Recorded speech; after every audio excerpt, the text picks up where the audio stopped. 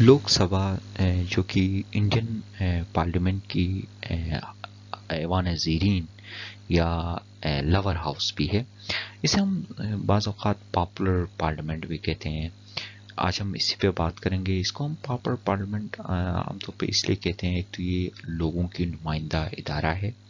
یعنی انڈیا کی جو جمہور ہے اس کی نمائندہ ادارہ ہے۔ ان کی سیٹیں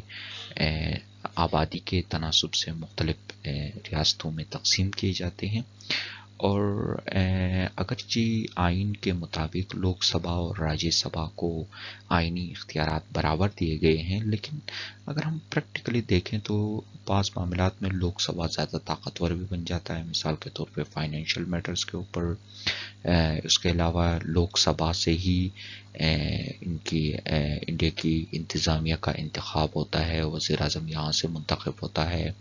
اور لوک سبھا کے پاس ہی اختیار ہوتا ہے کہ وہ کسی منسٹر کو ریموو کرے۔ تو آج ہم لوک سبھا کے اوپر بات کریں گے، لوک سبھا کا ایک مختصر سا تعارف لیں گے۔ تو دوستو، انڈیا کی جو ایوان زیرین یا لوک سبھا ہے، یہ لوگوں کی نمائندہ جماعت ہے، یعنی لوک سبھا میں نشستیں آبادی کے تناسب سے مختلف ریاستوں میں تقسیم کیے جاتے ہیں۔ لوک سبھا کی مجموعی تعداد 550 ہوتی ہے،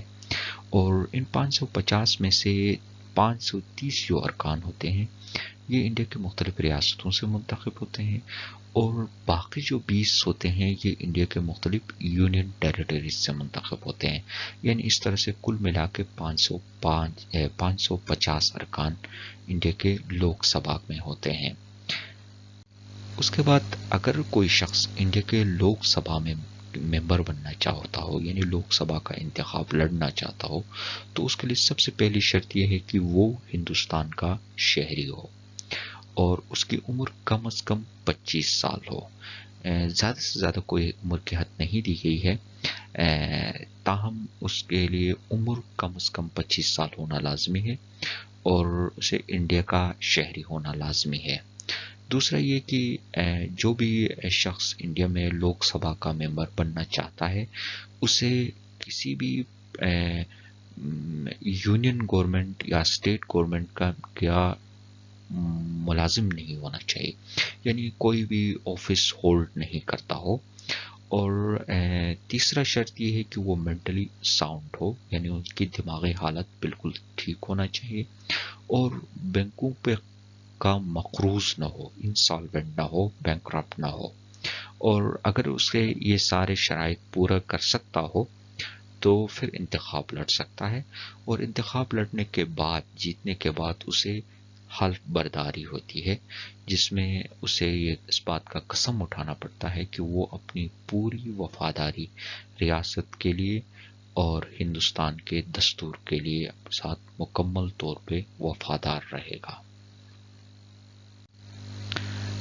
انڈین لوک سبھا کی جو ٹرم ہے وہ 5 سال ہے، یعنی ایک مرتبہ منتخب ہو جائے تو 5 سال تک رہتی ہے۔ 42ویں ترمیم کے مطابق کے ذریعے انڈیا میں لوک سبھا کی ٹرم کو بڑھا کے 6 سال کیا گیا تھا، پھر بعد میں 44ویں ترمیم کے ذریعے سے دوبارہ 5 سال کیا گیا۔ تو ابھی جو موجودہ چل رہی ہے وہ انڈیا کے لوک سبھا کے لیے جو ٹرم ہے وہ 5 سال ہی ہے، اور تاہم اس 5 سال سے پہلے اگر صدر چاہے تو لوک سبھا تحلیل کر سکتا ہے،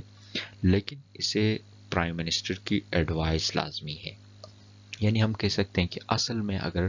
لوک سبھا کو توڑنا چاہے تو پرائم منسٹر ہی توڑ سکتا ہے۔ اب اس کے علاوہ ایک اور بات بھی یہ ہے کہ اگر ملک کے اندر ایمرجنسی نافذ کی گئی ہو تو ایسی صورت میں لوک سبھا کے لیے 1 سال اضافی مل جاتا ہے۔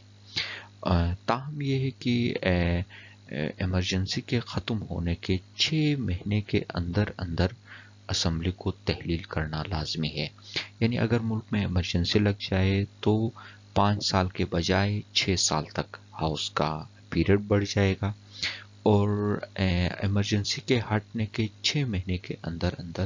اسمبلی کو تحلیل کرنا لازمی ہے۔ جوائن کرنے کا بہت بہت شکریہ، اپنا خیال رکھیے گا، خدا حافظ۔